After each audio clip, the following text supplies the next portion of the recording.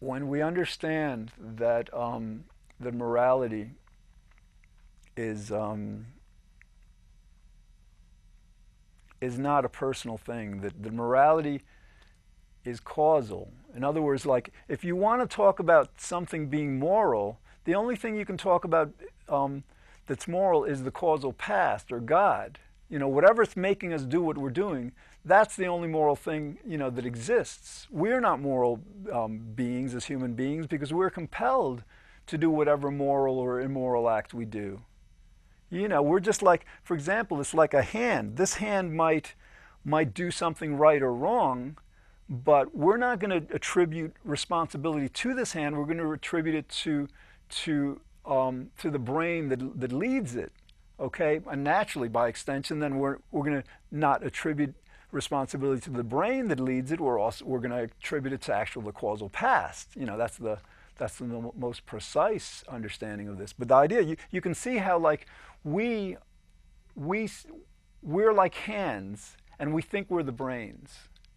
Okay, and when it comes to morality, um, the more we can, the better we can understand that that everything is causal. That you know there is no personal morality.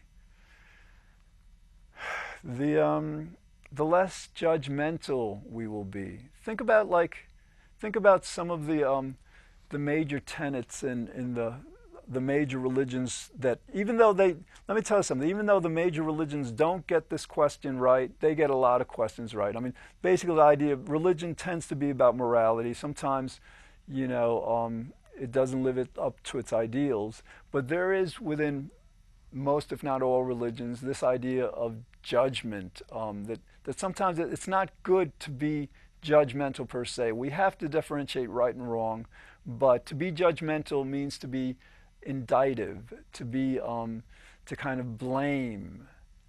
And so this whole concept of non-judgment, you know, whether it be Christian, Jewish, Islamic, whatever, really has its basis in the idea that judgment doesn't make sense. You know, you know if somebody's doing something and you're judging them, you know, based on what they're doing, and they don't have a free will, well, then the judgment is erroneous. It's misplaced. You know, so you could conceivably judge the causal past, God, reality, because I tend to do that. I say to myself, well, if I was God, I would not have created pain. And naturally, if there's no pain, there's no evil, because evil is what creates pain.